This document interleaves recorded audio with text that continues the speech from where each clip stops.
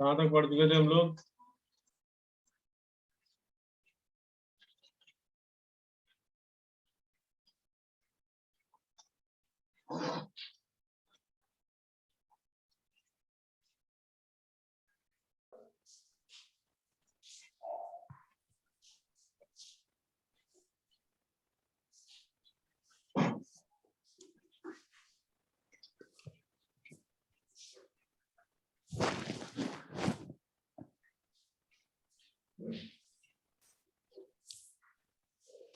कहाँ तक पढ़ चुके हैं बताइए?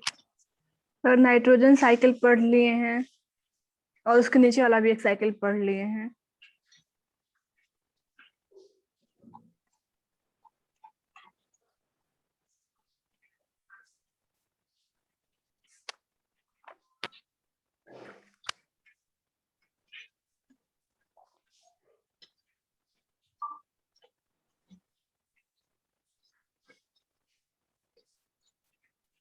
वाटर साइकिल हो गया है, यस सर। कार्बन साइकिल हो गया है, yes sir. Nitrogen, yes sir. Oxygen नहीं हुआ अभी। हो गया ऑक्सीजन साइकिल। नहीं, ऑक्सीजन ऑक्सीजन साइकिल नहीं जो हुआ है सर। ऑक्सीजन नहीं हुआ ना? उसका थोड़ा साइकिल दिखाइएगा सर। नहीं, ये नहीं हुआ है। तो इसी से शुरू करते हैं। ये यस ऑक्सीजन सर। साइकिल में क्या होता है? Oxygen is taken by plant and animals from the air during respiration. Respiration की प्रोसेस में ऑक्सीजन क्या होता है? प्लांट्स और एनिमल द्वारा क्या किया जाता है? सक किया जाता है, यूज किया जाता है। देखो फोटोसिंथेसिस में यूज होता है क्या?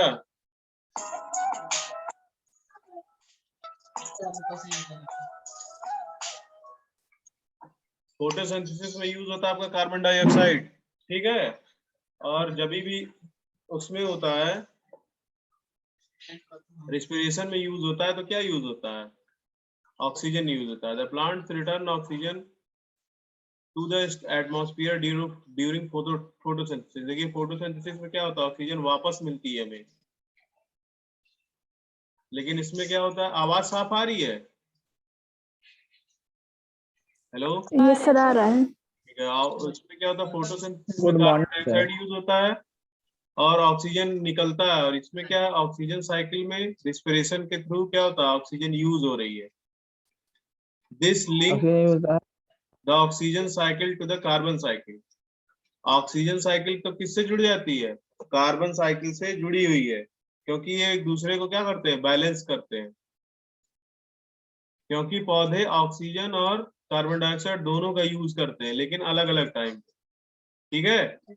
इसी वजह से ऑक्सीजन साइकिल किससे जुड़ी हुई है? कार्बन साइकिल से जुड़ी हुई है। Deforestation is likely to gradually reduce the oxygen level in our atmosphere. जब ऑक्सीजन पौधे बनाते हैं और अगर हम पौधों को धीरे धीरे खत्म कर देंगे तो क्या होगा? धीरे धीरे या तेजी से ऑक्सीजन का लेवल क्या होगा? डिस्टर्ब होगा हमारे एटमॉस्फेयर में। Thus, plant life plays an important role in our lives, which we frequently do not appreciate.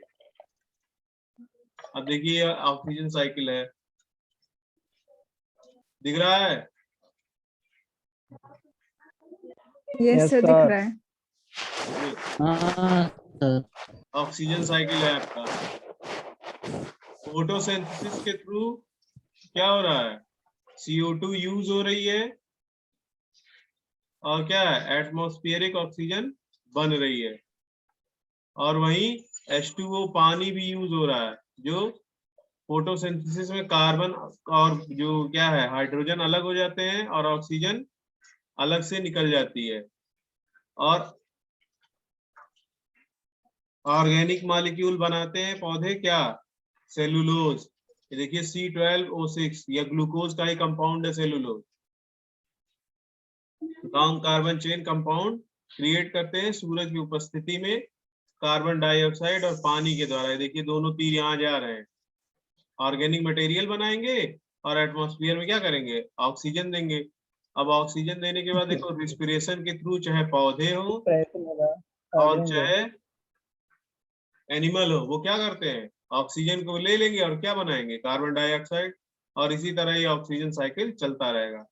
Oxygen से कार्बन डाइऑक्साइड बन रही है और कार्बन डाइऑक्साइड और H2O यूज होकर के क्या बन रहा है, ऑक्सीजन बन रहा है। ठीक, यही है हमारा ऑक्सीजन साइकिल। अब एनर्जी साइकिल क्या होता है, इसको देखिए जरा। The energy cycle is based on the flow of the energy through the ecosystem. Ecosystem में जो एनर्जी का जो वो होता है, फ्लो होता है, उस पर ये साइकिल बेस्ड होता है। Energy from the sunlight is converted by plants themselves into the growing new plants material which includes leaves, flowers, fruits, branches, trunks and roots of plants। ये सब बनाने के लिए फोटोसिंथेसिस से एनर्जी कहाँ से मिलती है, प्लांट को मिलती है फोटोसिंथेसिस के द्वारा, सूरज से। और वो इनकी उपस्थिति में अपने सारे अंगों को ऊपर बढ़ाने के लिए एनर्जी का निर्माण करता है सेल्यूलोज के रूप में। और सेल्यूलोज क्या है, लॉन्ग कार्बन चेन कंपाउंड है। कार्बन कहाँ से मिलेगा, कार्बन मिलेगा हमको, कहाँ से मिलेगा, कार्बन डाइऑक्साइड से कार्बन लेते हैं लोग। और हाइड्रोजन कहाँ से मिलेगा, हाइड्रोजन हमको मिलता है H2O यानी पानी से। और बाकी सारे मिनरल ये जमीन से सोखते रहते हैं और क्या बनाते हैं, अपने शरीर के सारे अंग बनाते हैं, जैसे flower, fruit, branches, trunks. Since the plant can grow by converting the sun's energy, sun की एनर्जी को क्या करते हैं, कन्वर्ट करके अपने आप को ग्रो करते हैं directly into the their tissue. They are known as producers. ये क्या जाने जाते हैं, प्रोड्यूसर्स के रूप में जाने जाते हैं, यानी उत्पादक के रूप में जाने जाते हैं। ये लोग क्या करते हैं, खाने योग्य चीजें जो हार्बीवेरस एनिमल होते हैं उनके लिए बनाते हैं। The plants are used by herbivorous animal. Herbivorous मतलब शाकाहारी जीवों द्वारा क्या होता है, प्लांट प्लांट को यूज करते हैं as food which gives them energy. ये इनको क्या करती है, एनर्जी प्रदान करती है। The carnivorous in turn depend on the herbivorous animals. और जो मांसाहारी जीव है वो किस पे डिपेंड होते हैं, इन्हीं हार्बीवेरस एनिमल्स पर डिपेंड होते हैं जिनको वो खाते हैं। These thus the different plant and animals species are linked to one another through food chain। खाद्य श्रृंखला द्वारा क्या होते हैं, एक दूसरे से इंटरकनेक्टेड होते हैं।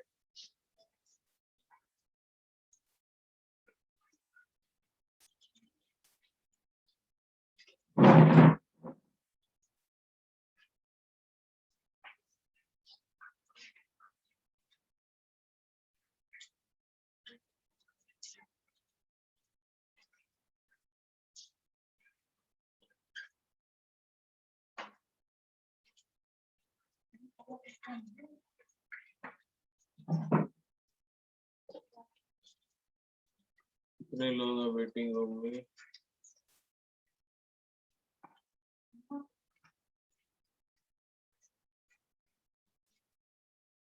देखिए क्या करते हैं ये लोग, अपना एनर्जी साइकिल इसी तरीके से कंप्लीट करते रहते हैं और एक दूसरे से खाद्य श्रृंखला द्वारा क्या होते हैं, जुड़े रहते हैं। ईच प्लांट और animal can be linked to several other plants or animals through many different linkage। These intra-linked chain can be differentiated as a complex food web। इन सबको जब एक साथ जोड़ दिया जाता है सारी खाद्य श्रृंखलाओं को, तो क्या बनता है, खाद्य जाल बनता है। इसको क्या बोलते हैं, food web. This is thus called the web of life। और ये क्या होता है, जीवन का जाल बन जाता है। That shows that there are thousands of interrelationships in the nature। ये क्या शो करता है कि एक दूसरे से, एक खाद्य जाल दूसरे खाद्य जाल से जुड़ा है, एक खाद्य श्रृंखला दूसरी खाद्य श्रृंखला से जुड़ी है, और ये सब मिलकर क्या करते हैं, जीवन का जाल बनाते हैं, जिससे हमारा इकोसिस्टम क्या होता है, चलता रहता है।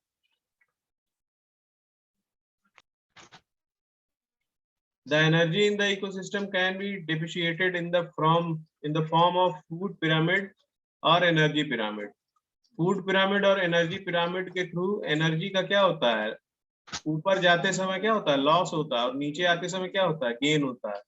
तो इस तरीके से हमारा क्या इकोसिस्टम बैलेंस में रहता है। द फूड पिरामिड और energy pyramid has a large base as a plants called producers. The pyramids has a narrower middle section that depreciate the number of the biomass of herbivorous animals which are called first order consumer. जो first order consumer हमारा प्राथमिक उपभोक्ता है वो क्या करता है, अधिक से अधिक एनर्जी पाता है, कहां से, पौधों से। और ये क्या एनर्जी धीरे धीरे क्या होती है, ऊपर जाते जाते धीरे धीरे कम हो, कार्निवरस क्या होते हैं, सेकेंडरी कंज्यूमर होते हैं। सेकंड ऑर्डर कंज्यूमर क्या करते हैं, कम एनर्जी पाते हैं। अब उसके बाद inter generation of cycle in the nature. The cycles are a part of global life processes. These biological cycles have specific features in each of ecosystem. Together the cycles are responsible for the maintaining life on earth. बहुत सारी cycles देखिए, oxygen cycle है, carbon cycle है, nitrogen cycle है, water cycle है, और अलग अलग तरीके के और भी चीजों के साइकिल जो चलते हैं वो क्या करते हैं, वे एक तरीके से लाइफ को और इकोसिस्टम को क्या करते हैं, बैलेंस में ले आते हैं।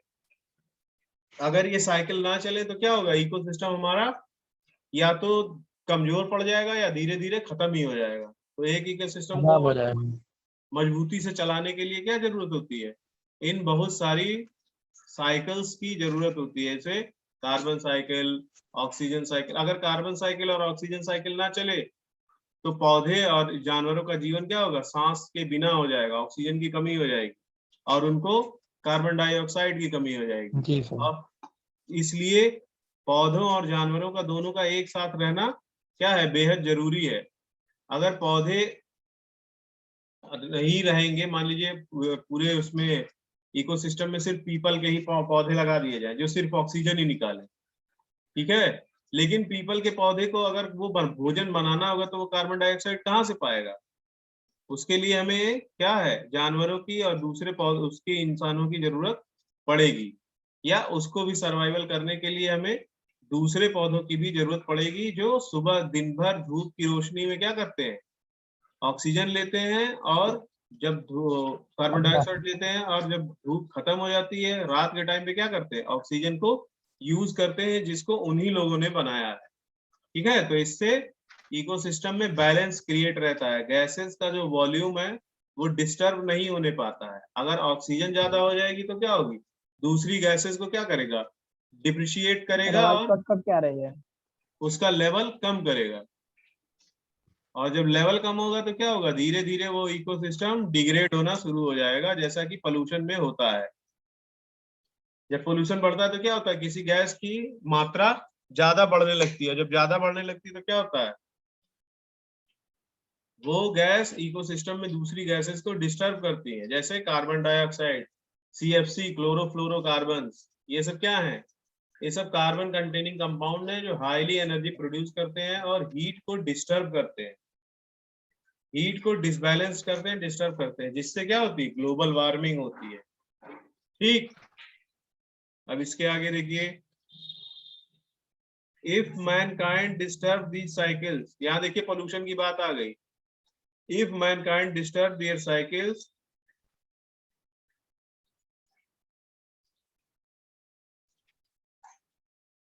अगर इंसान क्या करते हैं, इन साइकिल्स को डिस्टर्ब करते हैं, beyond the limit the nature can sustain, they will essentially break down and lead to be degraded earth on which man will not be able to survive। Use तो हम बहुत अंधाधुंध तरीके से करते हैं और फिर उसके बाद अगर ये डिस्टर्ब हो जाता है तो अब उसको हम नहीं मेंटेन कर सकते हैं, फिर क्या करेगा, अर्थ और जो इकोसिस्टम उसको स्वयं मेंटेन करेगा। तो हो सकता है कि कोई ना कोई स्पीसीज समाप्त ही हो जाए उन संसाधनों के अभाव में, यानी वो चीजें अगर खत्म होंगी तो क्या होगा, कोई पर्टिकुलर स्पीसीज खत्म हो जाएगी, और अर्थ क्या करेगी, अपने आप को बैलेंस करने के लिए ऐसा करेगी। अभी क्या है, ecological succession, it is a precious through which ecosystem tends to carry over a period of time. Succession can be related to the seasonal environmental changes which create changes in the community of plants and animal living in the ecosystem.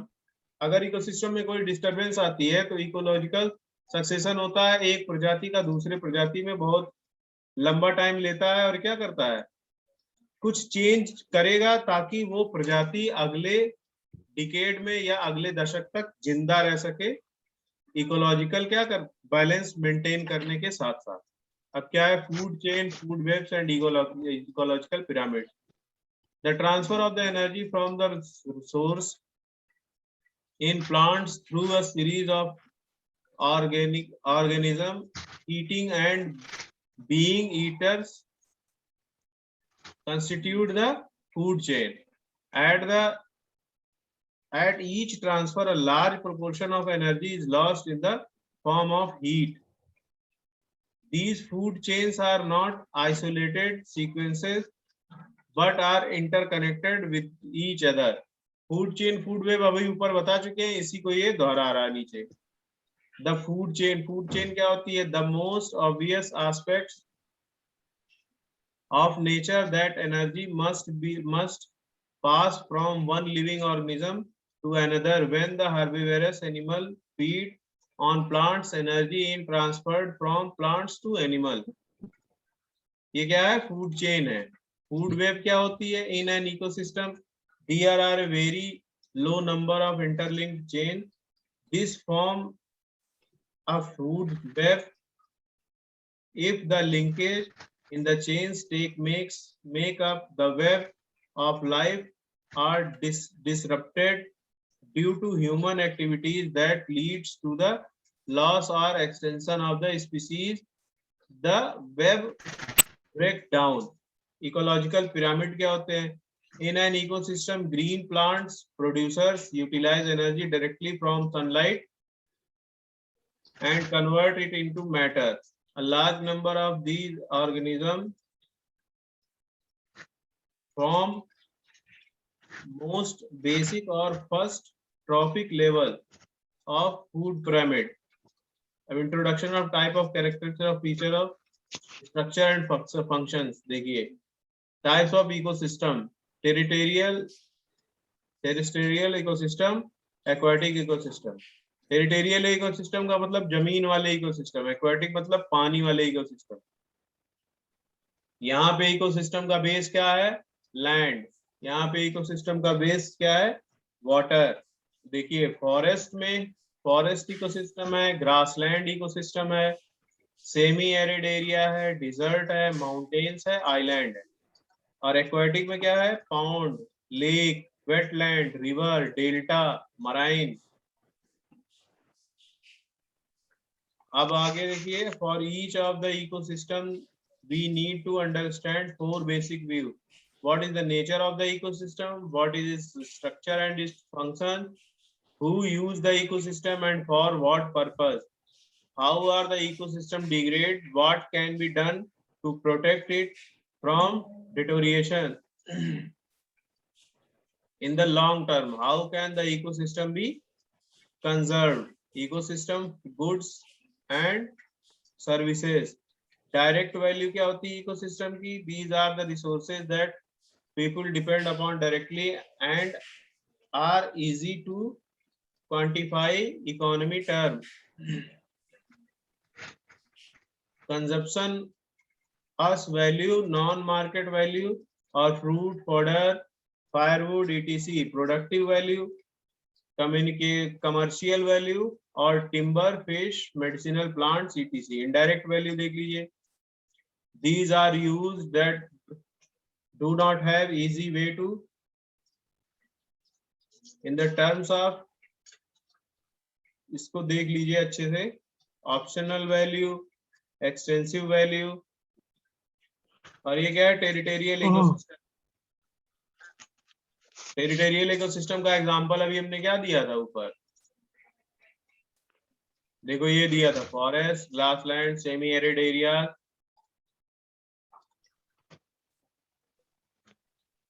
Mountains, island, dessert.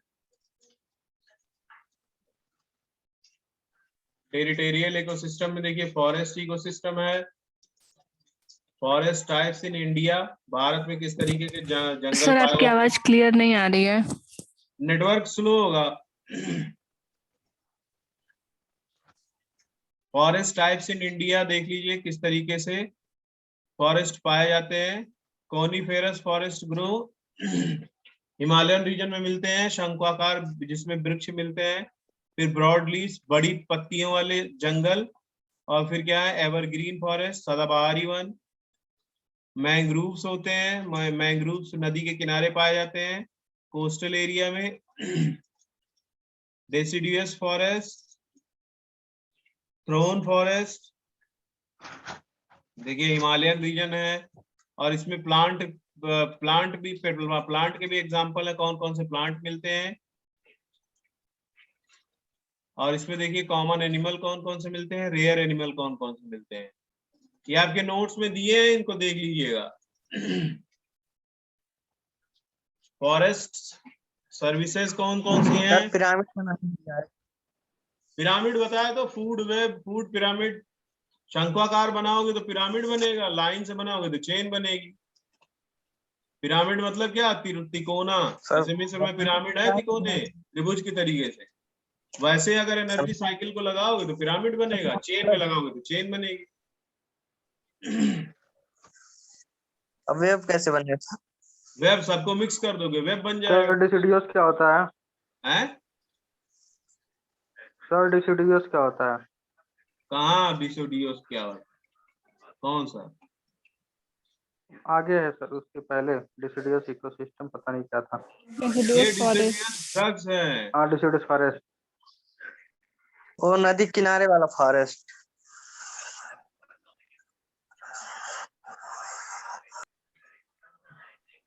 Deciduous dry लिखा हुआ है। Deciduous dry मतलब ऐसे ऐसे पौधे जो सूखी जमीनों पर उगते हैं, जैसे रेगिस्तान में पाए जाने वाले पौधे, कैक्टस। जैसे कटीले पेड़ नहीं होते हैं उनको बोलेंगे डिसिडियस ड्राई। ड्राई मॉइस्ट वाले भी देख ही रहे हो, मॉइस्ट वाले नदी के किनारे मिलेंगे, या समुद्र के किनारे कौन सा होता है, मैंग्रोव्स होते हैं, मैंग्रोव्स डेल्टा फॉरेस्ट होते हैं, यही सब है। अलग अलग तरीके के जंगल पाए जाते हैं, जिसमें अलग अलग तरीके के प्लांट मिलेंगे, अलग अलग तरीके के जानवर मिलेंगे। और इसमें कॉमन पाए जाने वाले प्लांट वो है जानवर जो सब में लगभग लगभग मिलते हैं, और इसमें रेयर वाले भी हैं। जैसे हिमालयन में ही बर्फ वाला लियोपार्ड मिलेगा, ऐसा पानी वाले जंगल में मैंग्रोव में नहीं मिलेगा तुमको। लेकिन टाइगर वहां भी मिलेगा, हिमालयन एरिया में भी, और आपका डेसिडियस ड्राई एरिया में भी मिलेगा, और आपका मैंग्रोव के किनारे भी मिल जाएगा। और क्या है, thorn and scrub semi arid forest, मतलब बिखरे हुए जंगल और जिनमें कम पानी की जरूरत होती है, वो वाले टाइप के जंगल। देखो निकले ब्लैक डक, ये सब वोल। ग्रासलैंड इकोसिस्टम, ये तो ऊपर बताए ही है ग्रासलैंड इकोसिस्टम।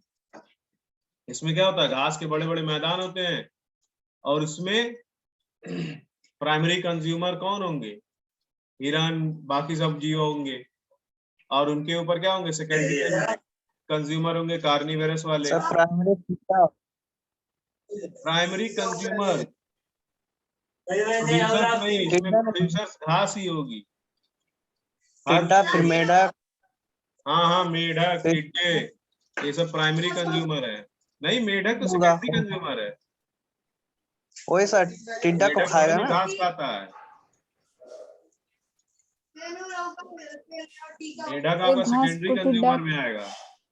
सर वो टिड्डा हो गया, फिर मेढक हो गया, फिर सांप हो गया, हाँ, फिर बाज हो गया। बस ये हो गया। ये देखो, ये फूड चेन है, जिसमें एनर्जी का लॉस हल्का हल्का होता है, कम कम होता है। जब ज्यादा एनर्जी का लॉस होता है तब हम क्या बनाते हैं, फूड पिरामिड बनाते हैं।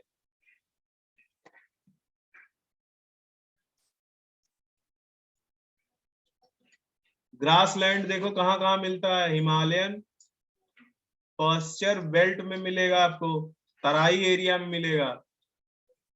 जिस एरिया में हम लोग रहते हैं, तराई एरिया, उसमें क्या मिलेगा, ग्रासलैंड इकोसिस्टम मिलेगा आपको।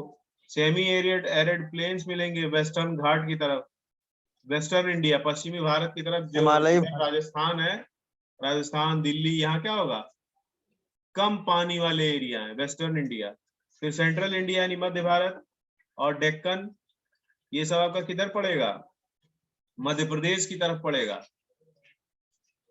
फिर है desert ecosystem. Desert semi arid lands are highly specialised and sensitive ecosystem that are easily destroyed by human activities। क्योंकि यहाँ पे इकोसिस्टम वैसे ही डिस्टर्ब है, क्या है, प्राइमरी कंज्यूमर्स जो आपके हैं वो प्राइमरी प्रोड्यूसर्स वो सब हैं ही नहीं, बहुत बुरी तरीके से कम है। तो क्या हो रहा है, अगर इनमें जरा सा भी डिस्टर्ब करेंगे तो क्या होगा, ये इकोसिस्टम बहुत जल्दी से कोलैप्स कर जाएगा। इसलिए ह्यूमन एक्टिविटी यहाँ कम से कम होनी चाहिए, और वैसे भी कमी रहती है क्योंकि वहां पे क्या है, संसाधन है ही नहीं, पेड़ पौधे है ही नहीं जिसपे इंसान जीवित रहे, पानी है ही नहीं, तो इंसान के जीने लायक चीजें नहीं है। इसीलिए यहाँ पे डिजर्ट इकोसिस्टम में क्या है, ये लोग कम डिस्टर्बेंस क्रिएट करते हैं। और अगर ज्यादा डिस्टर्बेंस क्रिएट करेंगे तो क्या होगा, सबसे तेजी से डिस्ट्रॉय होने वाला इकोसिस्टम हमारा डिजर्ट इकोसिस्टम होता है, क्योंकि वहां पे वैसे ही क्या है, संसाधन कम है, प्राइमरी कंज्यूमर कम है, सेकेंडरी कंज्यूमर कम है, प्राइमरी प्रोड्यूसर्स कम है। और हमारे कौन से जीव जो होते हैं आपके, कौन से, बैक्टीरिया और फंजाई जो डिकम्पोजर्स हैं, डिकम्पोजर्स की भी संख्या यहाँ बहुत कम होती है। क्यों, क्योंकि यहाँ का टेम्परेचर बहुत ज्यादा रहता है, उतने ज्यादा टेम्परेचर में बहुत ज्यादा बैक्टीरिया, फंगस, फंजाई ये सब जिंदा नहीं रह पाते हैं। तो क्या है, हमारे डिकम्पोजर्स भी कम है। अगर कोई चीज कट के गिर गई, मान लीजिए पेड़ गिर गया, कोई इंसान मर गया, तो जल्दी सड़ता भी नहीं है, क्योंकि क्या है, डिकम्पोजर्स उस टेम्परेचर पे सरवाइव नहीं कर सकते। ठीक है। एक्वाटिक इकोसिस्टम, एक्वाटिक इकोसिस्टम में क्या है, पानी वाला इकोसिस्टम, झील में पाया जाएगा, तालाबों में पाया जाएगा, रिवर में पाया जाएगा, वेटलैंड में पाया जाएगा। और इसका बेस क्या होता है, अमोनिया। जैसे जैसे मरीन वो ज्यादा बढ़ने लगते हैं उसमें जीव जंतु, तो क्या होता है, अमोनिया की मात्रा बढ़ने लगती है। और अगर हम किसी भी चीज से केमिकल मिला के या पानी को यूज करके उसमें अमोनिया की मात्रा डिस्टर्ब कर देंगे, तो इक्वेटिक सिस्टम क्या होगा, धीरे धीरे कोलैप्स कर जाएगा और खत्म हो जाएगा, या उसकी कुछ प्रजातियां खत्म हो जाएंगी। Type of ecosystem, fresh water ecosystem, ये वो उसका है पानी वाले इकोसिस्टम के लिए, एक्वाटिक इकोसिस्टम के लिए। कौन कौन से होते हैं इसमें, फ्रेश वाटर इकोसिस्टम और मरीन इकोसिस्टम। मरीन में कौन सा आएगा, सैलाइन वाटर वाले आएंगे। और flowing water, still water, brackish water, ये क्या है, फ्लोइंग वाटर मतलब बहता हुआ जल, स्टिल वाटर मतलब रुका हुआ पानी, ब्रैकिश वाटर मतलब ऐसा पानी जो चारों किसी तरफ से, तीन तरफ से, दो तरफ से घिरा हुआ है। और ये सैलाइन वाले में तो जान ही रहे हो, कोस्टल एरिया हो गया और डीप ओशन हो गया, जिसमें फ्लोइंग वाटर में स्ट्रीम्स और रिवर्स आती हैं, धाराएं और नदियां। स्टिल वाटर में क्या आएगा, पॉन्ड्स, वेटलैंड्स, लेक्स। और इसमें क्या आएगा, ब्रैकिश वाटर में क्या आएगा, डेल्टास। ये आपका क्या हुआ, सेकंड यूनिट खत्म हो गया। अब अगले टॉपिक्स, अगले उससे क्या चलेगा, थर्ड यूनिट चलेगा, पोल्यूशन। ठीक है, ये आपका सेकंड यूनिट खत्म। सेशनल के बाद थर्ड वाला चालू कीजिए। क्यों, बाकी दिन क्या करोगे, भजन करोगे? सेशनल के बाद से सेशनल का टाइम 1 घंटा है क्या? पढ़ ही रहे हो? नहीं, 20 मिनट। अरे तो एक